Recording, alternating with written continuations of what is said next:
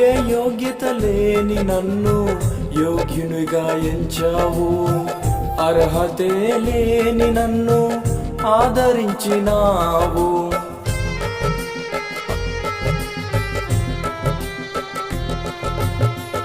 ఏ యోగ్యత లేని నన్ను యోగ్యునిగా ఎంచావు, అర్హతే లేని నన్ను ఆదరించినావు.